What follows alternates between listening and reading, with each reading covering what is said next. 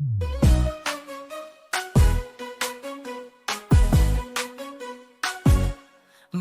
bergerak bersama guru penggerak, menebar manfaat bagi pendidikan merdeka. Lekas bergerak dalam pendidikan penggerak, ciptakan generasi unggul. Saya ikut ulangi balik ya, sudah apa itu karena selamat pagi Pak Gandhi. Selamat pagi Bu Nika.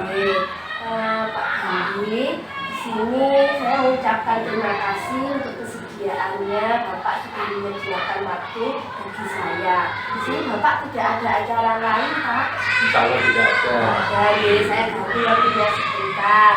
Bapak, di sini saya sebagai calon guru penggerak di angkatan 11 ini, saya melakukan sebuah tugas. Di sini akan wawancara kepada pemimpin sekolah di lembaga saya. Nah, di sini Pak Gandhi sebagai kepala sekolah saya di SDN Nurkolan, Kecamatan Bula. Nah, Pak, Ini sampai mana pendidikan guru penggerak? oh iya, di sini sudah modul 3.1 Modul Pak. 3.1. Iya. Berarti sudah hampir selesai. Bu Hampir Nika. selesai Pak Gandhi. Ya, alhamdulillah. Dia mohon doanya Pak Gandhi. Mudah-mudahan diberi kelancaran. Oke, amin.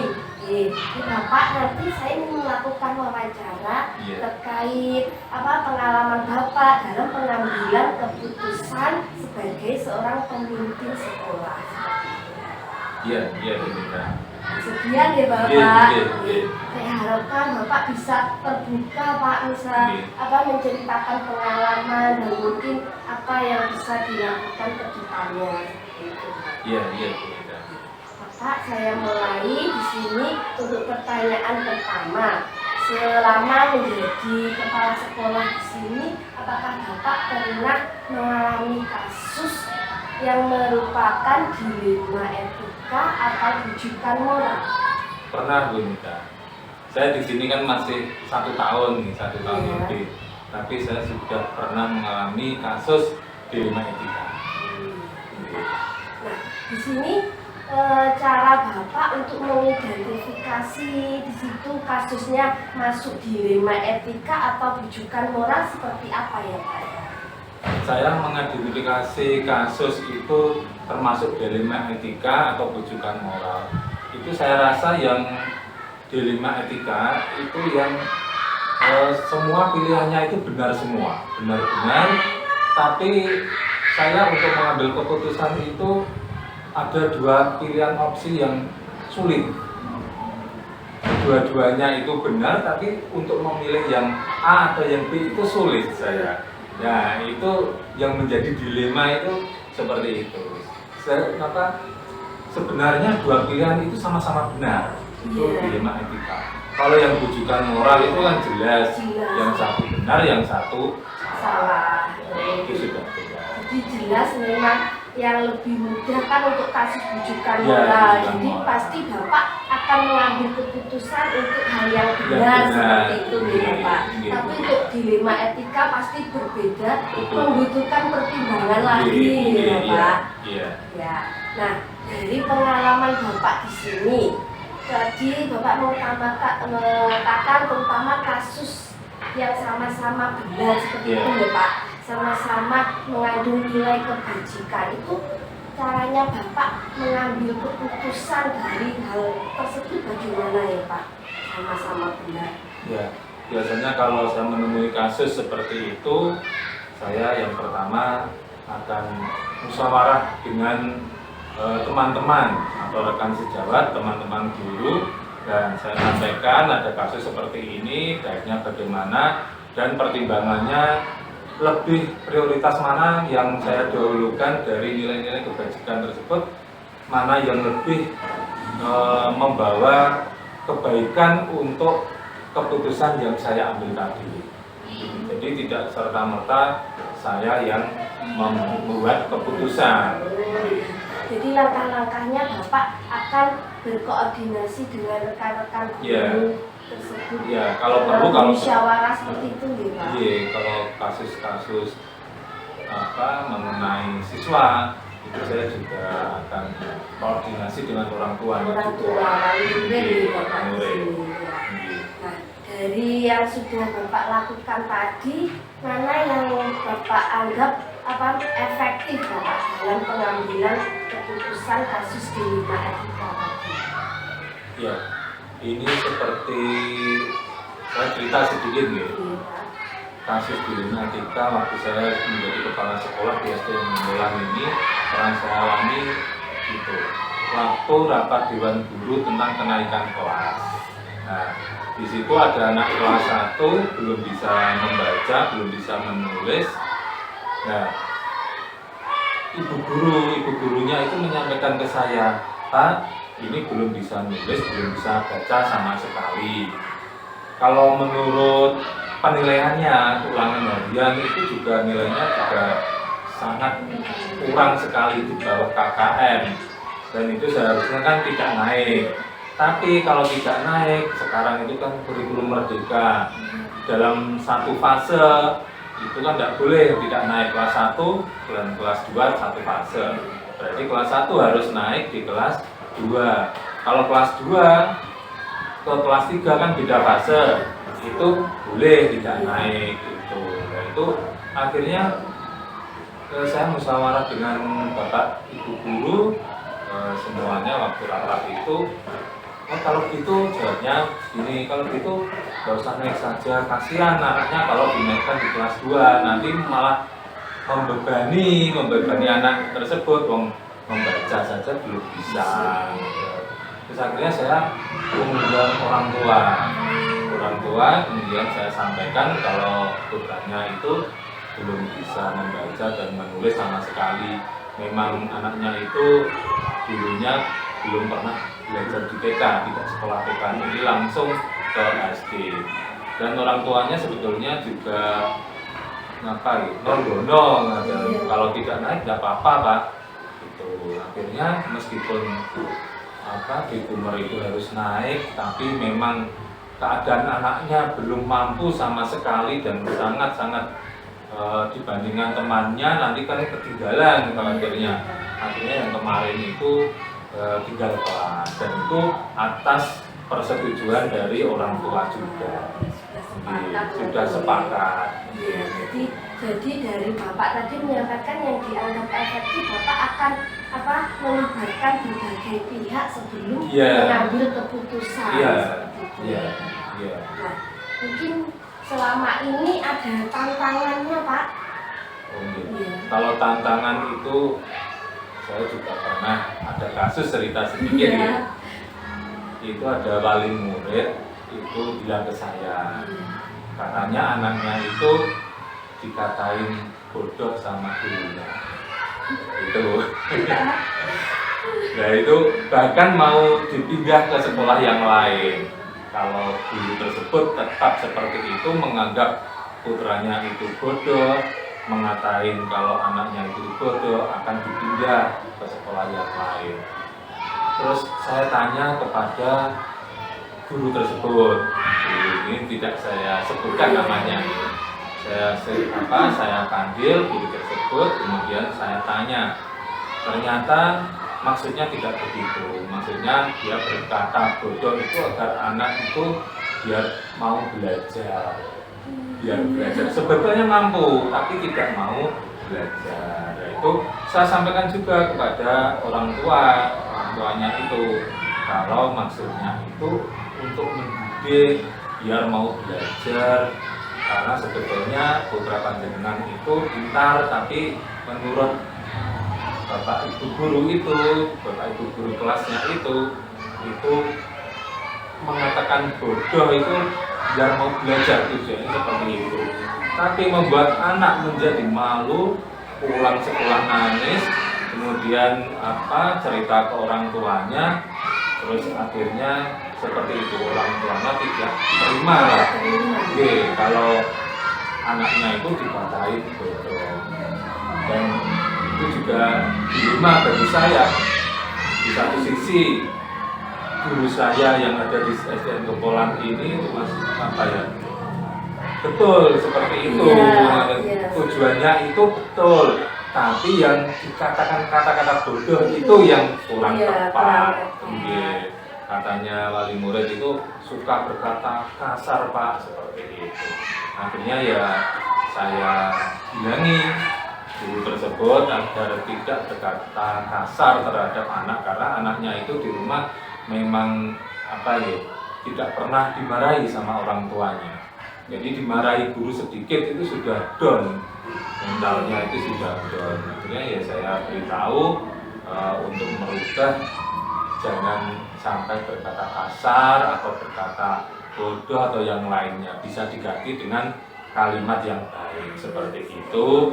Dan orang tua juga saya sampaikan kalau guru tersebut sudah saya panggil, saya lakukan pembinaan biar tidak mengulang kata-kata yang kasar atau kata-kata yang kurang enak didengar lagi.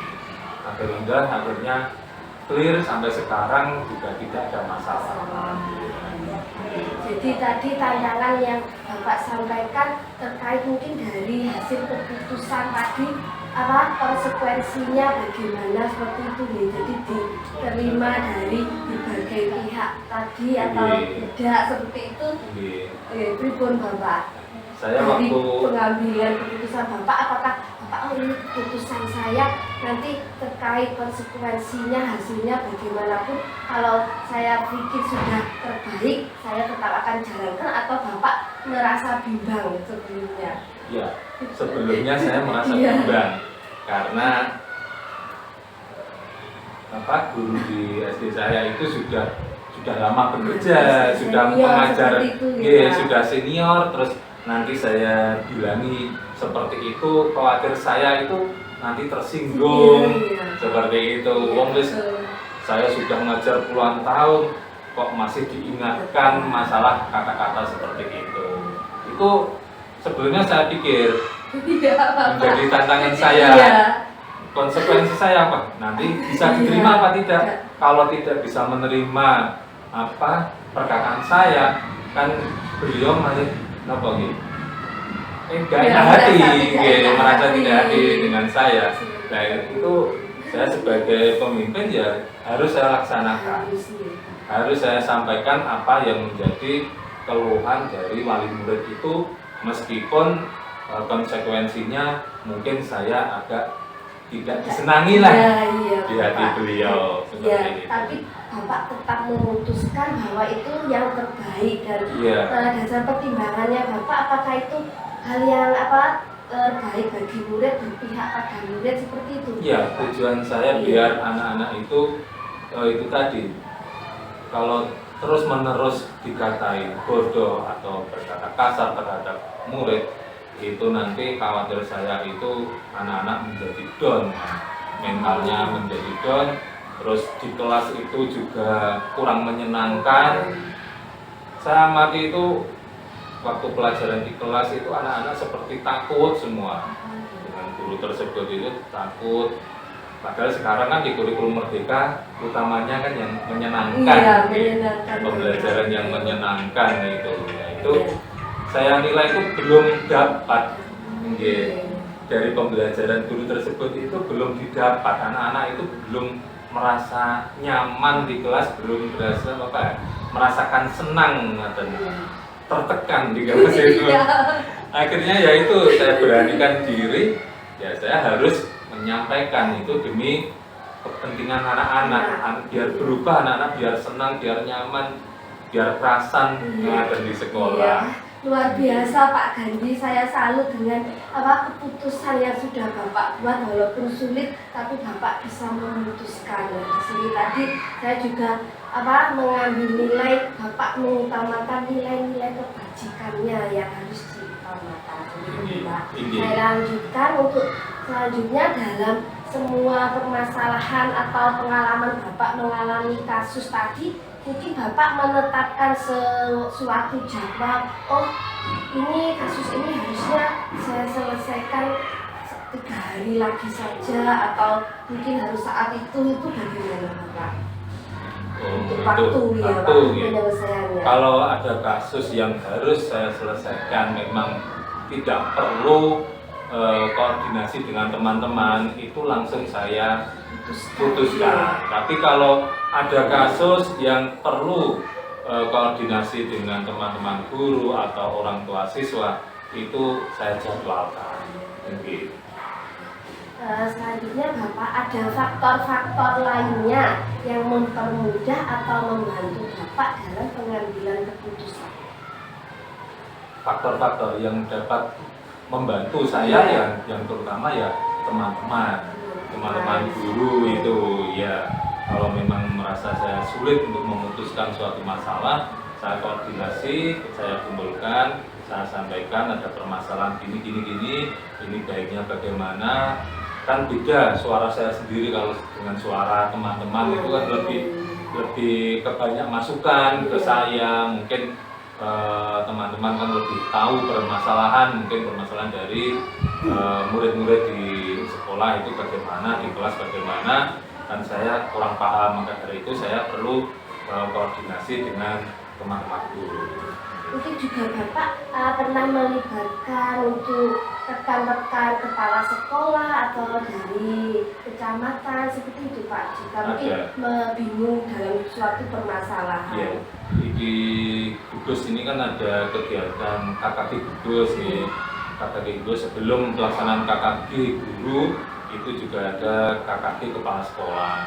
Ya, setiap 1 bulan sekali itu biasanya kami sharing, berbagi pengalaman, mungkin ada permasalahan-permasalahan di sekolah masing-masing itu disampaikan di forum KKG kepala sekolah segugus. Jadi bisa berbagi pengalaman, bisa berbagi, bisa saling memberi solusi. Masukan. Terima kasih Bapak. Nah di sini dari banyak hal saya sudah mendapatkan dari cerita Bapak tadi, pembelajarannya yang bisa Bapak ambil dalam pengambilan keputusan seperti apa?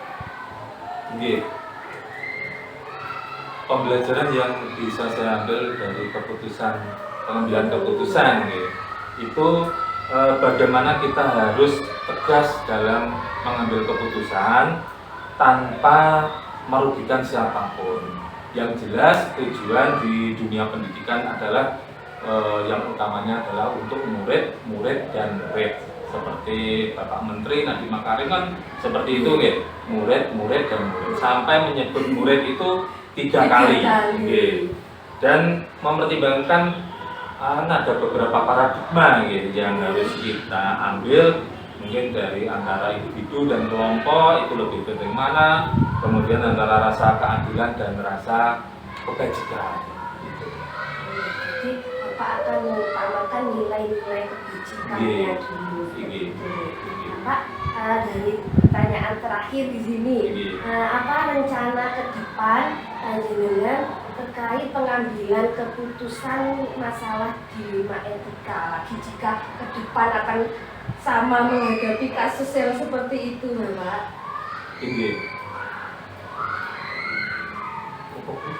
Apa rencana ke depan panjenengan dalam pengambilan keputusan terkait masalah dilema etika? Apakah Bapak akan tadi tetap mengutamakan nilai kebajikan atau dari Bapak sendiri? Rencana ke depan saya tetap mengutamakan dalam pengambilan keputusan itu mengutamakan nilai-nilai kebajikan, kemudian hasilnya nanti tujuannya untuk kebaikan semua pihak, terutama itu yang terutama lagi adalah untuk kebaikan murid. Jadi di sini saya simpulkan Bapak mengukur efektivitas dari keputusan Bapak tadi dari hasilnya untuk kepentingan murid seperti itu ya Pak. Jadi walaupun memang nanti ada pro kontra dari keputusan Bapak, tapi jika itu sudah berpihak pada murid memang dapat dipertanggungjawabkan, itu Bapak pasti akan mengambil hal tersebut. Itu dia Pak. Oke. Terima kasih banyak sekali Pak Gandhi untuk kesempatannya, Sama-sama. juga banyak berbagi cerita dan pengalaman kepada saya terkait seorang pemimpin di sekolah. Di sini memang saya akui berat sekali ya Bapak. Banyak juga tantangannya ya. Saya berharap Pak Gandhi ke depan tetap menjadi seorang pemimpin yang bertanggung jawab, yang Amin, terus amin. mengutamakan nilai-nilai kebajikan. Amin. Terima kasih Pak Gandhi, saya akhiri. Sama-sama.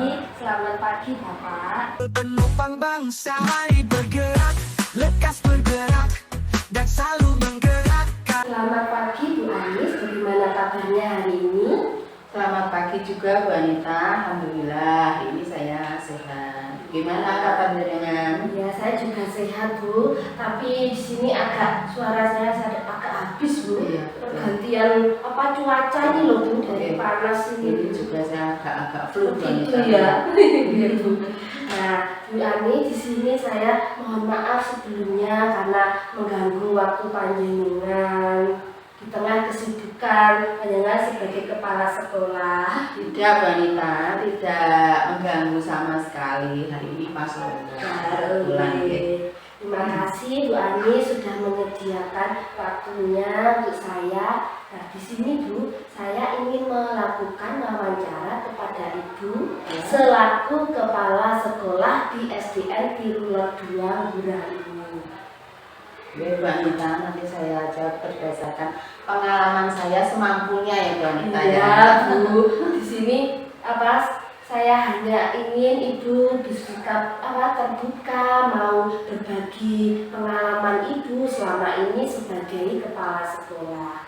Oke Ibu. Nah di sini nanti hal yang saya tanyakan Bu terkait dengan pengambilan keputusan Ibu sebagai seorang pemimpin di lembaga ini terkait permasalahan dilema etika atau kasus lainnya, itu apa yang Ibu lakukan dan langkah-langkahnya seperti apa, seperti itu Bu.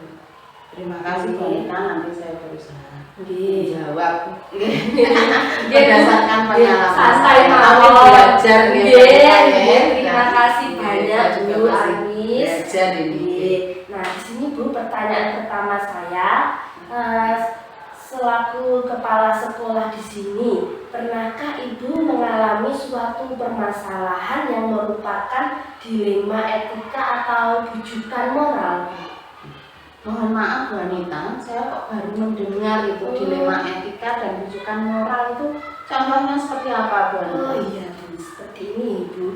Jadi sebenarnya kasus yang dialami kita semua itu dari dua hal ini Bu. Jadi ada yang dilema etika, ada yang rujukan moral. Kalau untuk dilema etika ini contohnya seperti ini Bu. Misalnya di sini panjenengan sebagai kepala sekolah memiliki seorang guru. Seorang guru di sini memberikan les tambahan kepada muridnya di rumah. Nah, memberikan les tambahan di sini karena guru tersebut guru honorer ya Bu. Jadi kekurangan uang. Nah, di sini istrinya juga mengalami sakit parah Bu yang membutuhkan tambahan banyak uang. Nah, tapi ternyata setelah itu ada laporan wali murid Bu kepada Ibu sebagai kepala sekolah. Laporannya, guru tersebut yang memberikan les ternyata membocorkan soal ujian atau soal ulangannya kepada siswa yang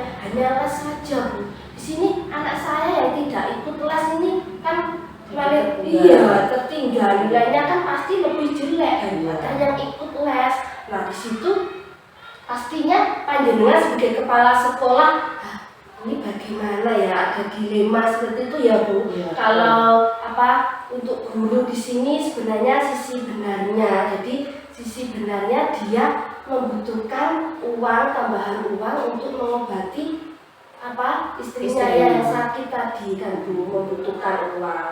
Nah kalau dari sisi orang tua tadi kan juga seharusnya memang ada aturan seperti itu ya Bu. Kalau guru juga harus bersikap adil. Nah, seperti itu. Nah, kasus yang seperti ini Bu dinamakan dilema etika. Nanti Ibu akan mengambil keputusan yang bagaimana ya antara guru dan wali murid tersebut, seperti itu Bu. Nah, kalau yang bujukan moral ini malah lebih mudah Bu sebenarnya. Jadi kalau bujukan moral ini kasusnya Ibu hanya memutuskan, oh ini ternyata hal yang salah, ini hal yang benar, tahu ya. Jadi seperti ini, misalnya ada sisa uang bos gitu ya kalau di sekolah Bu.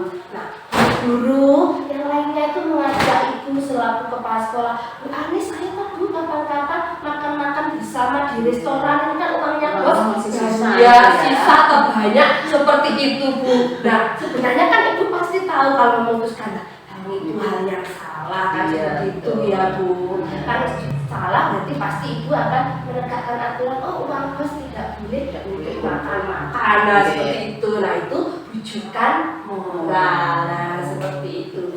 Nah, berarti kalau dilema etika itu dua kasus yang sama-sama benar. Iya betul Bu. Ya, ini yang lebih sulit Bu. Iya betul Bu. Nah di sini nanti saya akan khusus terkait dengan dilema etika ini Bu. Nah dari pengalaman Ibu, nah bagaimana Bu tadi cara Ibu untuk mengidentifikasi kasus-kasus tadi masuk dilema etika atau bujukan moral, seperti itu Bu, caranya bagaimana? Cara mengidentifikasi ya. Cara mengidentifikasi meniru dari jenengan yang jenengan aturkan tadi bahwa bila dua kasus atau dua hal tersebut sama-sama benar, berarti itu adalah dilema etika. Sedangkan bujukan moral adalah dari dua kasus itu yang satu salah. Nah, ini lebih mudah karena kita tahu benar-benar bahwa ada itu adalah benar dan salah. Yang lebih sulit itu bila benar dan benar. Nah, itu harus apa? Membuat analisa, pemikiran yang lebih lanjut, dipikirkan lagi, dipikirkan berulang-ulang. Nah, terima kasih Bu. Nah, di sini bagaimana dari panjenengan sudah mengidentifikasi lalu menjalankan pengambilan keputusan terkait permasalahan itu tadi Bu, yang sama-sama benar dan sama-sama mengandung nilai kebajikan. Bagaimana Anda panjenengan mengambil keputusannya? Ya. Nah, ketika saya menghadapi persoalan yang sama-sama benar bantah, ini saya pikirkan dulu. Setelah itu untuk meyakinkan membuat keputusan tepat tadi, saya biasanya bila itu tidak urgent ya Bu Anita, maksudnya masih bisa dipending untuk beberapa hari, tidak harus seketika itu membuat keputusan, itu biasanya saya bertanya dulu kepada Bapak Ibu guru, saya kumpulkan dulu bahwa ini ada permasalahan seperti ini. Menurut Bapak Ibu guru bagaimana? Nah, itu biasanya yang paling senior, paling lama di sini itu kan biasanya tahu ya Bu Anita, lingkungan dan wali murid ini kebiasaan di sini itu seperti apa. Nah, itu bisa kita jadikan untuk referensi untuk pengambilan keputusan yang diharapkan keputusan tersebut. Setiap keputusan kan ada dampaknya ya Bu Anita. Yang diharapkan adalah dampak negatifnya itu yang seminimal mungkin. Seperti itu. Jadi langkah-langkah atau prosedur yang Bu Anis lakukan di sini akan bermusyawarah dengan Bapak Ibu guru semuanya, Ibu. Nanti dari hasilnya di situ mungkin diambil pilihan ya, keputusan mana yang paling terbaik, seperti itu ya Bu Anita. Nah di sini Bu, selanjutnya hal-hal apa yang selama ini Ibu anggap efektif Bu dalam pengambilan keputusan kasus dilema etika tadi? Yang selama ini efektif saya lakukan yaitu bila itu urgent, saya langsung Bu Anita, langsung memutuskan ya tetap dengan menganalisa bahwa bila saya putuskan nanti dampaknya seperti apa. Nah itu dicari dampak seminimal mungkin. Itu biasanya saya kan punya paguyuban ya Bu Anita, paling murid itu. Nah itu grupnya saya pegang sendiri. Itu ada beberapa orang yang bisa saya ajak komunikasi. Itu biasanya saya tanya, Bu, ada 2 orang itu yang siap sedia apabila dimintai opini dan ide misalnya seperti itu. Nah, pastinya selama ini dalam menghadapi berbagai kasus masalah pasti ada tantangannya Bu. Apalagi terutama tadi terkait dilema etika. Jadi bisa diceritakan Bu tantangannya apa? Pasti tantangannya itu ada Bu Anita. Nah, ini tantangan intern ya. Biasanya kalau kita memutuskan secara langsung apabila tidak kurang tepatnya itu kan biasanya seperti itu ya para guru. Kok pilih kepada seperti itu ya. Langsung kok memutuskan seperti ini. Kadang gimana ya untuk memutuskan suatu permasalahan bila itu urgent untuk mengumpulkan guru itu kan repot mengajar ya Bu Anita. Nah apabila harus sekarang juga memutuskan berarti kan harus diputuskan sendiri diputuskan gitu.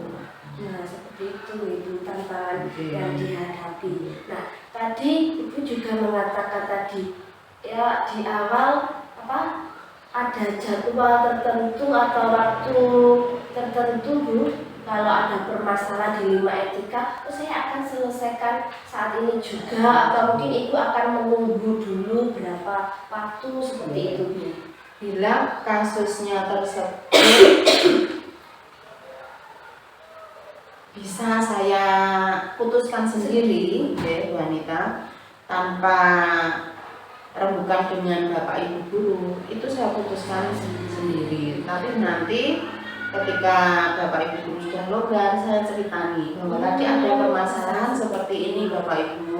Biasanya kalau istirahat baru kumpul di kumpul, atau setelah anak-anak sholat zuhur, nah itu sambil menunggu absen itu biasanya kami ngobrol-ngobrol seputar permasalahan anak-anak. Itu saya ceritani bahwa ada permasalahan seperti ini dan saya mengambil keputusan begini. Nah itu biasanya saya ceritani Bu Anita. Iya. Terus kadang ada tanggapan atau respon mendukung dan setuju seperti itu atau tidak? Ya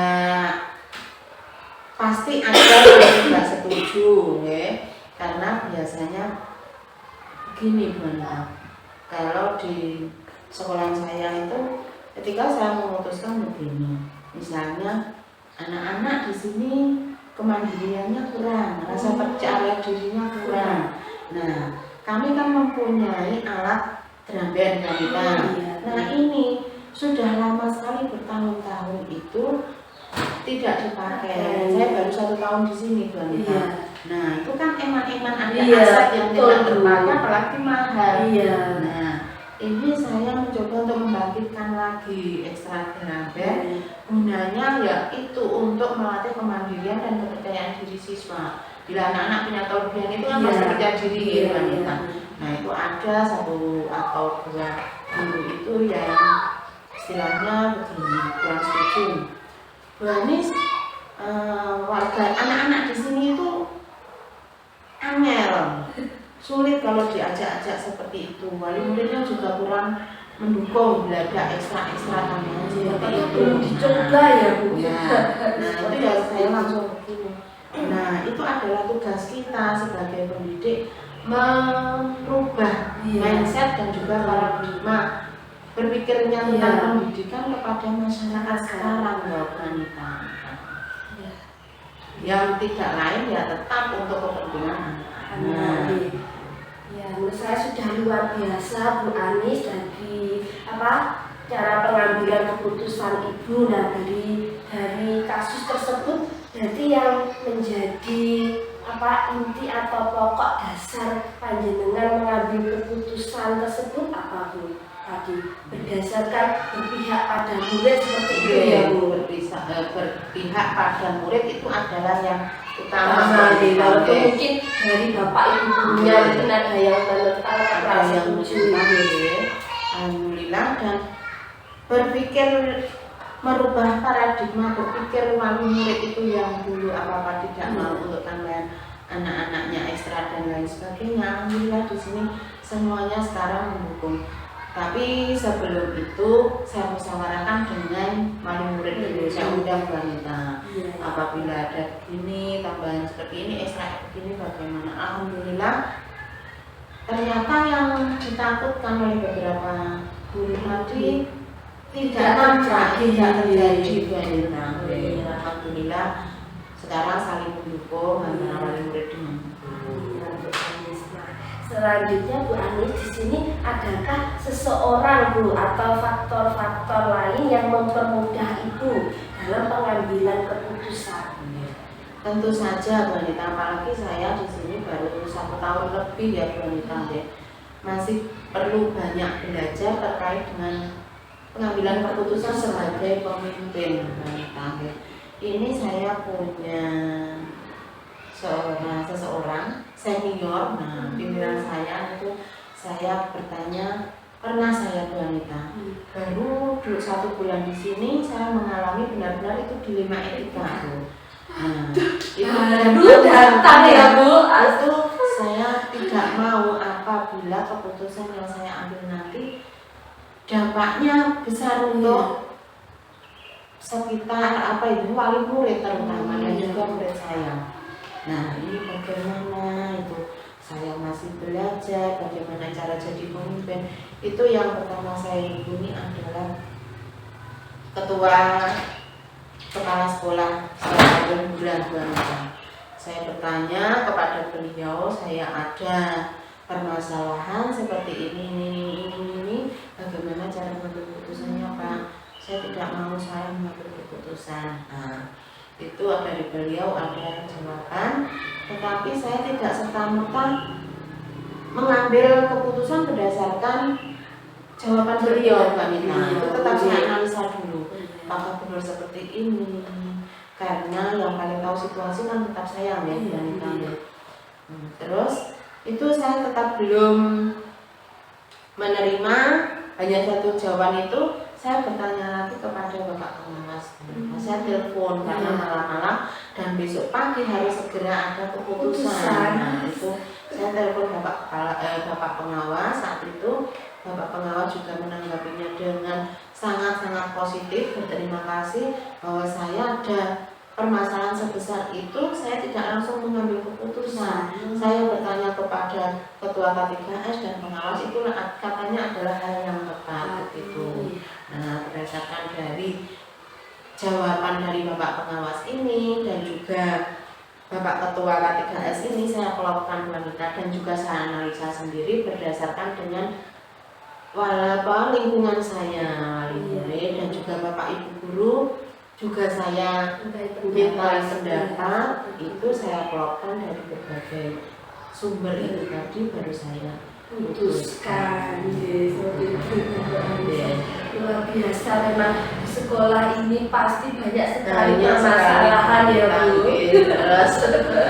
Nah Bu, ini dari selama ini panjenengan sebagai kepala sekolah sudah 1 tahun lebih ya terkait permasalahan tadi, mungkin ada pembelajaran yang inti yang bisa ibu ambil dalam pengambilan keputusan di sini Bu. Apakah berdasarkan tadi nilai-nilai kebajikan yang harus ibu pegang, berpihak pada murid dan bagaimana Bu?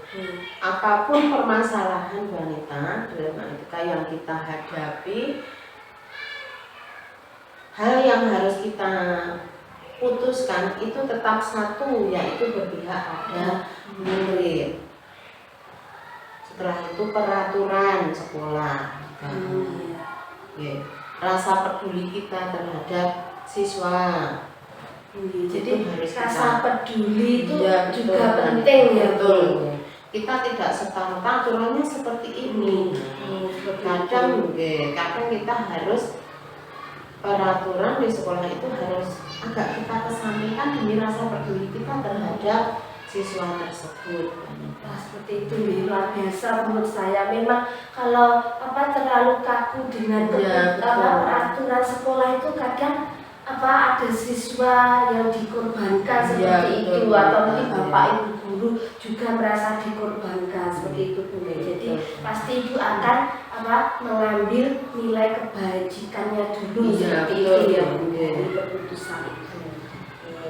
Nah, di sini terakhir Bu, ini apa rencana ke depan Bu panjenengan terkait pengambilan keputusan, apalagi tentang dilema etika tadi Bu. Sebenarnya mungkin ada harapannya ke depan? Ya, harapan ke depan adalah pengambilan keputusan itu seperti tadi Bu Anita, apabila itu urgent harus segera diambil keputusan, berarti saya harus menganalisa permasalahan tersebut dan berusaha memutuskannya sendiri dengan refleksi apa yang ya betul, refleksi itu juga sangat penting Bu Anita. Jadi setelah kita mengambil keputusan, kita juga harus berefleksi dampaknya seperti apa sih tadi. Kalau ternyata apa yang kita putuskan dampaknya lebih besar dari yang kita ekspektasikan, nah berarti untuk kedepannya kita jangan mengulang hal yang sama. Jadi ada pembelajaran dari kasus yang ibu alami sebelumnya. Nah, di sini cara ibu kira-kira mungkin ada cara untuk mengukur seberapa efektifnya dari pengambilan keputusan ibu. Dilihat seberapa efektif pengambilan keputusan kita itu dari dampak yang terjadi. Dampak terjadi itu bisa dari komentar dari bapak ibu guru, warga sekolah, bisa juga dengan bapak ibu wali murid. Karena di sini saya berusaha menjalin komunikasi sebaik mungkin bersama dengan wali murid Bu Anita. Itu saya istilahnya ngajangi jembar Bu Anita untuk wali murid itu sewaktu-waktu bila ada mau konsultasi terkait dengan pendidikan di sekolah ini dan juga anaknya itu dipersiapkan ya Bu. Saya persilakan nomor WA itu saya sebar Bu Anita. Jadi itu ya Bu. Jadi biasa bapak ibu wali murid itu telepon ataupun WA saya langsung. Udah seperti itu ya biasa. Dan saya lebih senang seperti itu menjalin kedekatan. Betul untuk meminimalisir terjadi permasalahan. Betul Bu. Tidak ada jurang pemisah antara orang tua masyarakat dengan pihak sekolah seperti itu ya Bu. Jadi ada keterbukaan dengan semua pihak. Ya betul kan. Terima kasih banyak Bu Anis untuk waktunya. Tadi beberapa pertanyaan Ibu sudah saya ajukan kepada Ibu, dan menurut saya sudah luar biasa sekali pengambilan keputusan yang Ibu lakukan, dan saya harapkan Bu Anis ke depan tetap menjadi seorang pemimpin yang tetap mengambil keputusan itu berdasarkan nilai-nilai kebajikan yang Ibu yakini dan juga berpihak pada murid tadi.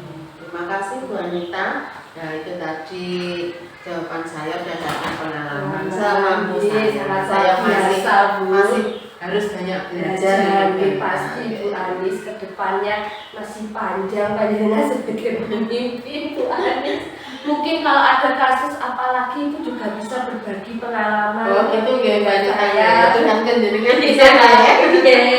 Terima kasih Bu Anis untuk waktunya. Saya akhiri ya Bu. Selamat pagi. Selamat pagi Bu Anita. Terima kasih atas kehadirannya. Semoga jenengan sehat selalu, semakin sukses karirnya. Amin.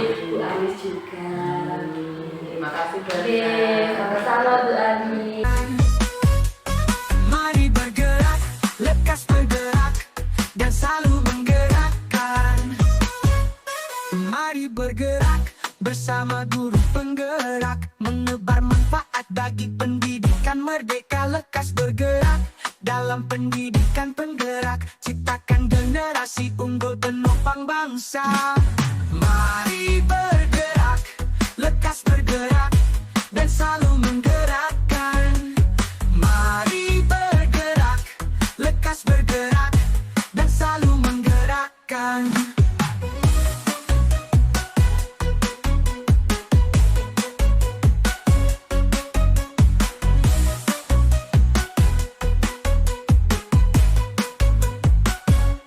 Mari bergerak bersama guru penggerak, menebar manfaat bagi pendidikan merdeka, lekas bergerak dalam pendidikan penggerak, ciptakan generasi unggul penopang bangsa. Mari bergerak, lekas bergerak.